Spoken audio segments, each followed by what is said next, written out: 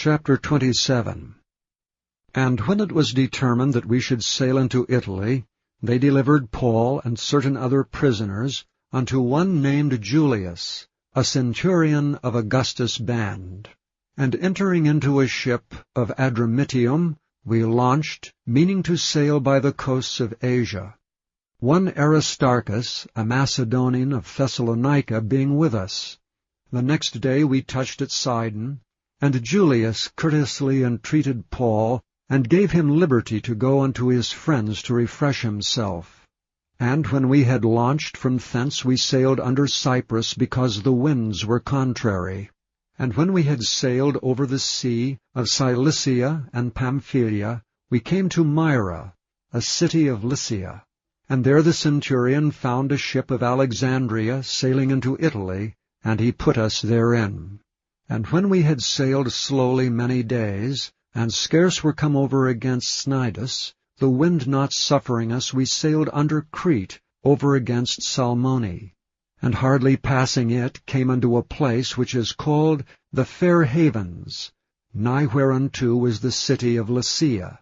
Now when much time was spent, and when sailing was now dangerous, because the fast was now already past, Paul admonished them, and said unto them, Sirs, I perceive that this voyage will be with hurt and much damage, not only of the lading and ship, but also of our lives.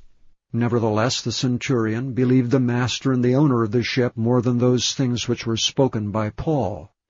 And because the haven was not commodious to winter in, the more part advised to depart thence also, if by any means they might attain to Phoenice, and there to winter, which is an haven of Crete, and lieth toward the southwest and northwest. And when the south wind blew softly, supposing that they had obtained their purpose, loosing thence they sailed close by Crete. But not long after there arose against it a tempestuous wind called Euroclydon.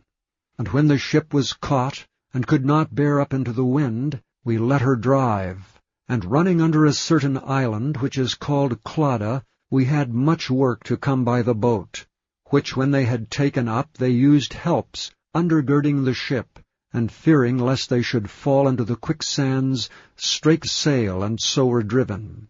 And we being exceedingly tossed with a tempest, the next day they lightened the ship. And the third day we cast out with our own hands the tackling of the ship. And when neither sun nor stars in many days appeared, and no small tempest lay on us, all hope that we should be saved was then taken away. But after long abstinence, Paul stood forth in the midst of them, and said, Sirs, ye should have hearkened unto me, and not have loosed from Crete, and to have gained this harm and loss. And now I exhort you to be of good cheer, for there shall be no loss of any man's life among you, but of the ship. For there stood by me this night the angel of God, whose I am and whom I serve, saying, Fear not, Paul, thou must be brought before Caesar, and lo, God hath given thee all them that sail with thee. Wherefore, sirs, be of good cheer, for I believe God, that it shall be even as it was told me.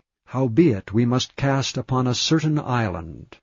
But when the 14th night was come, as we were driven up and down in Adria, about midnight the shipmen deemed that they drew near to some country, and sounded, and found it 20 fathoms. And when they had gone a little further, they sounded again, and found it 15 fathoms. Then fearing lest we should have fallen upon rocks, they cast 4 anchors out of the stern, and wished for the day. And as the shipmen were about to flee out of the ship, when they had let down the boat into the sea, under colour as though they would have cast anchors out of the foreship, Paul said to the centurion and to the soldiers, Except these abide in the ship, ye cannot be saved. Then the soldiers cut off the ropes of the boat, and let her fall off. And while the day was coming on, Paul besought them all to take meat, saying, This day is the 14th day that ye have tarried and continued fasting, having taken nothing. Wherefore I pray you to take some meat, for this is for your health, for there shall not an hair fall from the head of any of you. And when he had thus spoken, he took bread and gave thanks to God in the presence of them all. And when he had broken it, he began to eat. Then were they all of good cheer, and they also took some meat. And we were all in the ship 260 souls. And when they had eaten enough, they lightened the ship and cast out the wheat into the sea. And when it was day, they knew not the land, but they discovered a certain creek with a shore, into the which they were minded, if it were possible, to thrust in the ship. And when they had taken up the anchors, they committed themselves unto the sea, and loosed the rudder bands, and hoisted up the mainsail to the wind, and made toward shore. And falling into a place where two seas met, they ran the ship aground, and the forepart stuck fast and remained unmovable, but the hinder part was broken with the violence of the waves. And the soldiers' counsel was to kill the prisoners, lest any of them should swim out and escape. But the centurion, willing to save Paul, kept them from their purpose, and commanded that they which could swim should cast themselves first into the sea, and get to land. And the rest, some on boards, and some on broken pieces of the ship. And so it came to pass that they escaped all safe to land.